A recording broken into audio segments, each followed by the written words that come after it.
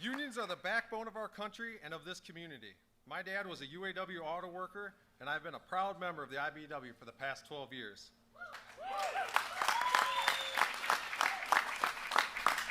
First as an organizer and now as an assistant business manager. Unions provide people like me the opportunity to provide a stable and bright future for my children. It is not an exaggeration to say that union membership changed my life, and I am not alone. Vice President Harris has helped lead the most pro-union administration in my lifetime. That's right.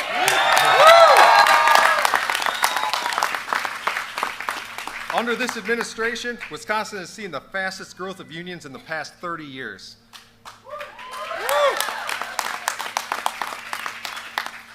And she's helped create millions of good-paying jobs across the country, including right here in Wisconsin. Vice President Harris has been a fierce advocate for registered apprenticeship programs. Because of this and her passing of the Inflation Reduction Act, IBEW Local 890 currently has the largest apprenticeship class in our history.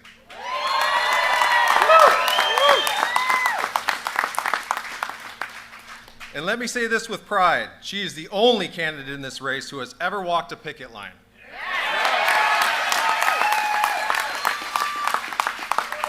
Vice President Harris doesn't talk about supporting workers, she shows up and stands with us when it matters most.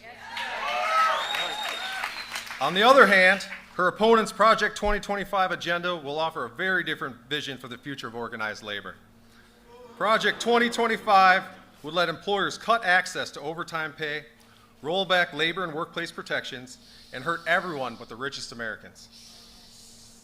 We all remember when Act 10 passed here in Wisconsin and how much unions, workers, and their families suffered because of it.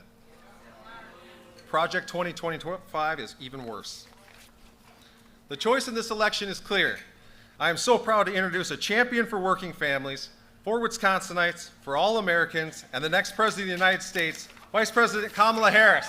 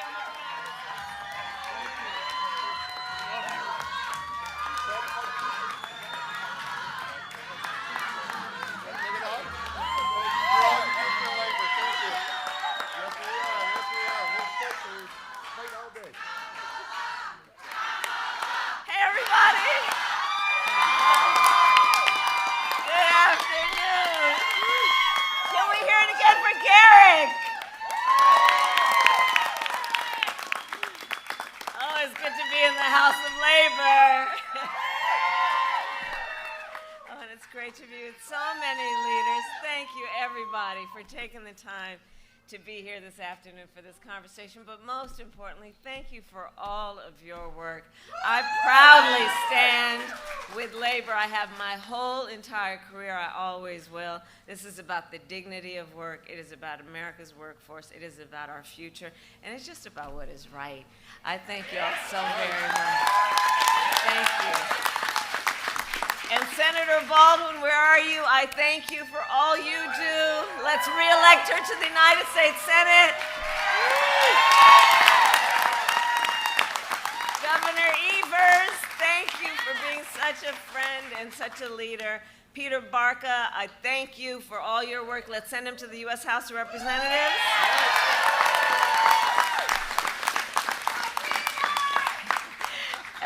That's right, and to all the labor leaders here today, including Secretary Treasurer Noble and President Reyes, I thank you all, and all the brothers and sisters of IBEW.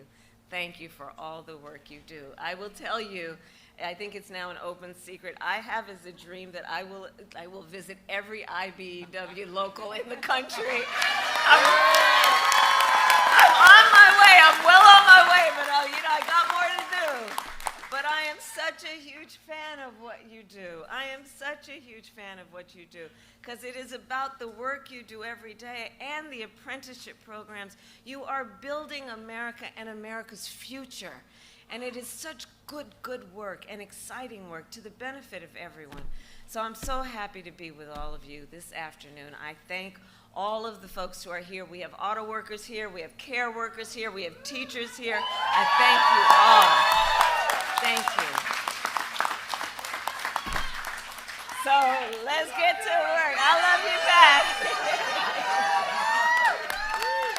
So Janesville, we have just 4 days left. 4 days left in one of the most consequential elections of our lifetime. And we have a lot of work still to do, but I know who's here. We like hard work. Hard work is good work.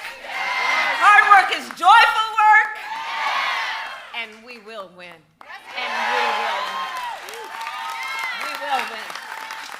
We will win. And part of the reason we will win is because we know that when you know what you stand for, you know what to fight for.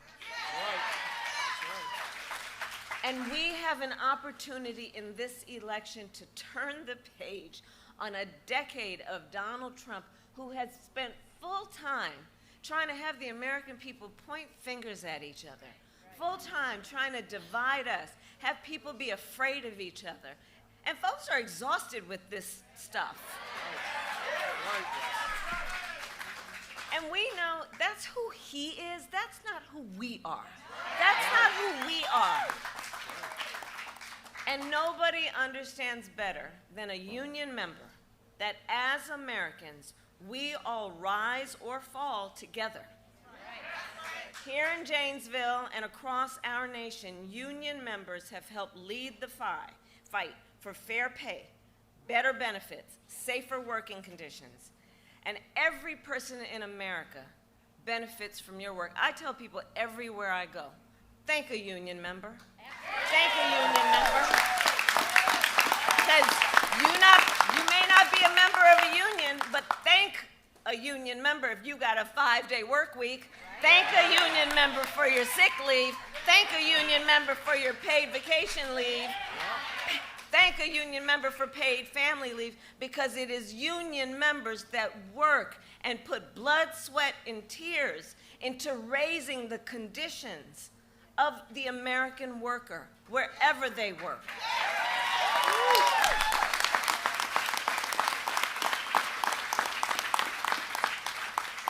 And collective bargaining benefits our entire nation. You know, I try to explain to some folks, you know what? Here's the thing about collective bargaining. I'm going to break it down for you. I don't need to break it down for anybody here, but to people who are not here. And I say, look, wouldn't we all want a system that says that in any negotiation, the outcome would be fair, right? All reasonable people should want that in any negotiation, the outcome would be fair. All right. So if you're talking about the worker, one worker against the company, against the corporation, is that outcome going to be fair? No. The disparity in power is so extreme that negotiation, if you're just requiring that worker to negotiate for better working conditions, better benefits, fairer pay, it's not going to be fair. Collective bargaining says, let the collective, the workers who all stand in the same place, join together as a collective and then negotiate to better ensure just one simple thing, that the outcome is fair. That's what is behind this. It's about basic fairness. But sometimes you gotta fight for fairness. And what we know is that when union wages go up, everybody's wages go up. When union workplaces are safer, everyone's workplace is safer. And when unions are strong, America is strong. Bottom line. And everything that we have fought for is on the line in this election. In less than 90 days, it's either going to be Donald Trump or me sitting in the Oval Office.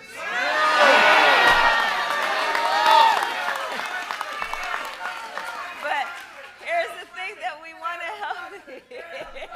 I appreciate you, brother.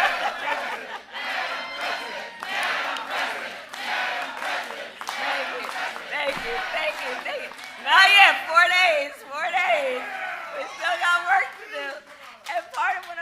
explain to me. I appreciate you, brother, but let me tell you. Part of the thing that I'm trying to help people, not who are here, obviously, not the leaders who are here, but others understand, is if you're trying to kind of figure out what the stakes are, just imagine the Oval Office. We've all seen it on TV. And just imagine on January 20th. Because if he is elected, if Donald Trump is elected, he's going to be sitting in that Oval Office stewing over his enemies list. Because he spends full time plotting revenge and retribution. Full time. The man is angry. Right? But you know what I'm talking about. So imagine on January 20th, it's either that, him plotting over his enemies list, or me working for you on my to-do list. That's what we're talking about. That's what we're talking about. That's what we're talking about. Because I like hard work. And at the top of my list is bringing down your cost of living. And it will be my focus every single day as president. I will always put the middle class first. I come from the middle class, and I never forget where I come from. I never forget where I come from. Never. And we know to strengthen the middle class, we must make sure that America, not China, wins the competition for the 21st century. Under my plan, we will invest in the industries that built America, like steel, iron, the electric power industry. And we will ensure that the next generation of breakthroughs, from advanced batteries to cutting-edge solar panels, are not just invented, but built right here in America by American workers. By American workers. And as part of that vision, we will invest in manufacturing communities across Wisconsin and across America. And we will retool existing factories. They've been built out, but we need to upgrade them. Right. They are where the people are. And where those people are, they don't want to have to leave. They want to stay home. They want their kids and their grandkids to be where they are. So we will retool those factories. We will hire locally and work with unions to create good-paying jobs, including, by the way, jobs that do not require a college degree. Because here's the thing.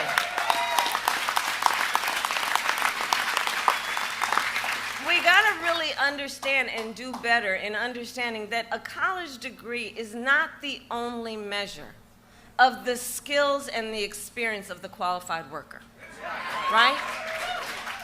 And I'm telling you, so press always asks me, what are you going to do on day one? One of the things I'm doing on day one, because I can do it by executive order, is I will eliminate unnecessary degree requirements for federal jobs. And then I will challenge the private sector to do the same.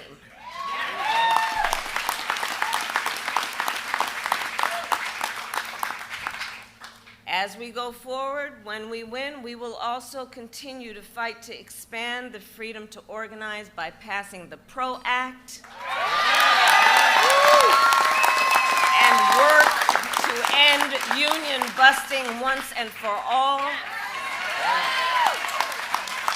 We will protect the pensions of union workers and retirees. I've done it before. I'll do it again. Because when it comes to your pension, Social Security, Medicare, those are retirement benefits that the people have earned and are due without anyone trying to take them away.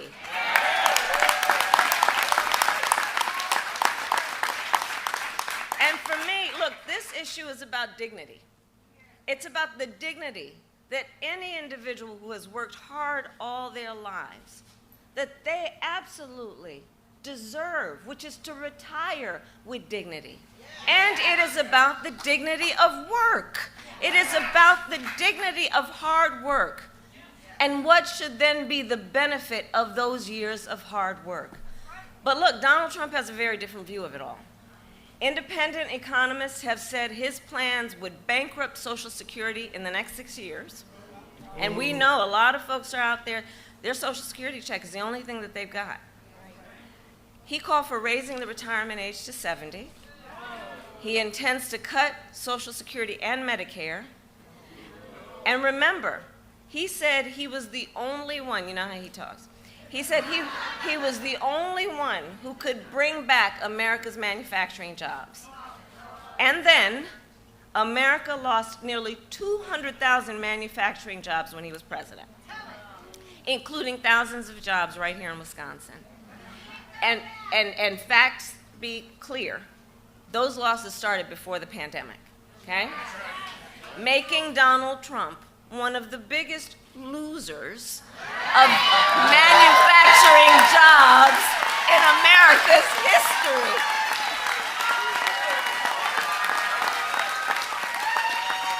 It's the truth. And his track record for the auto industry was a disaster. As well, and so as president, he promised that the auto industry would not, quote, lose one plant during his presidency. Then American auto manufacturers announced the closure of 6 auto plants when he was president. Janesville, you know what those closures mean for communities. Thousands of union jobs lost. Factory sites sitting empty for years. Other businesses in town then forced to close. So Wisconsin, you know all about Donald Trump's big, empty promises. He promised to stop offshoring. Then he cut taxes. He cut taxes for corporations that shipped 200,000 American jobs overseas during his presidency. And he promised to bring jobs back to the United States, like his promise that Foxconn was going to invest $10 billion and create 13,000 manufacturing jobs in Mount Pleasant. You remember that? He said Wisconsin would soon be home to a manufacturing plant that he called, again, Donald Trump language, the 8th wonder of the world. Yet another empty promise. Typical for a person that is all talk, no walk.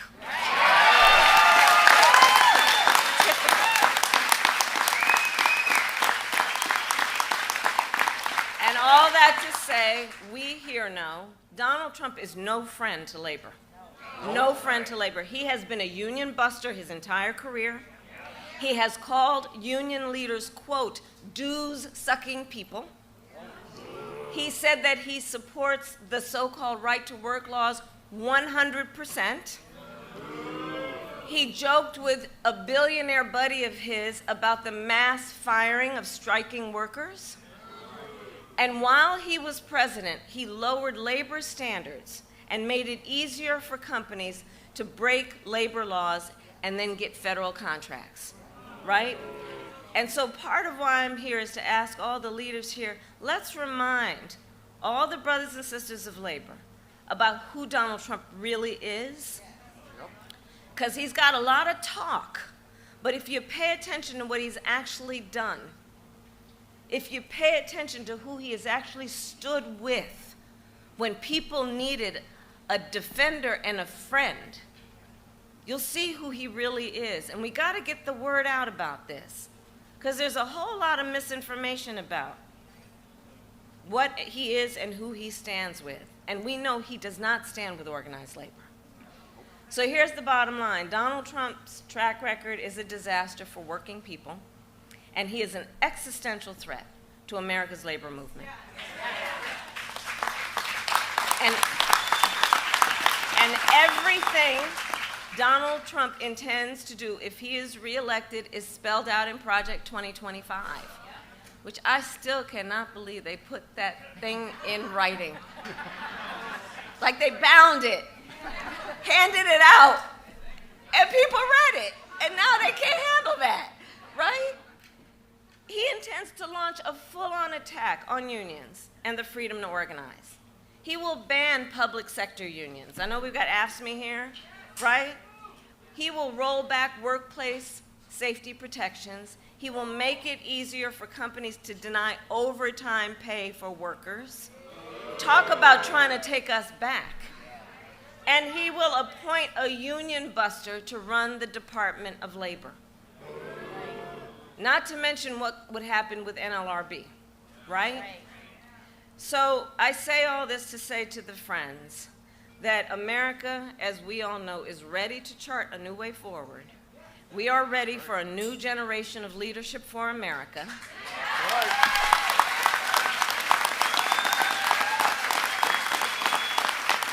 And especially the leadership that together we all offer, that is optimistic about what we can achieve when we are working together. There's a certain spirit of how we think about all this that directly relates to whether as we move forward we will be stronger or not. And here's the thing that we all know.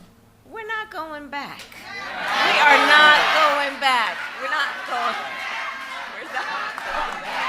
We're not going back. We're not going back. We are not going back. And here's the thing, Janesville, it all comes down to this. We are here together because we love our country. We love our country. We love our country. And what you all know better than most is when you love something, you fight for it. You fight for it. And I do believe one of the highest forms of patriotism, of our expression of our love for our country, is to then fight for the ideals of our country. And that's what's at play in this election. And it is about a fight to realize the promise of America. So we got 4 days, and we're going to get this done, but nobody can sit by the sidelines. We got to remind everybody, 5 days from now, you don't want to look back on these 4 days and have any regrets about what you could have done. And everybody here knows how to organize, so I don't need to tell you that it's all about talking with each other. It's about reaching out to each other. It's about, in the face of a stranger, seeing a neighbor and helping, and unity, and helping people understand that the vast majority of us have so much more in common than what separates us. And labor knows how to do that best. We knock on doors, know how to text and call folks, reaching out to family and friends and neighbors. And we'll remind people that their vote is their voice, and their voice is their power, right? So, brothers and sisters, today I ask you, are you ready to make your voices heard? Yeah. Do we believe in freedom? Yeah. Do we believe in opportunity? Yeah. Do we believe in the promise of America? Yeah. And are we ready to fight for it? Yeah. And when we fight, we win. God bless you, and God bless the United States. God bless you. God bless you.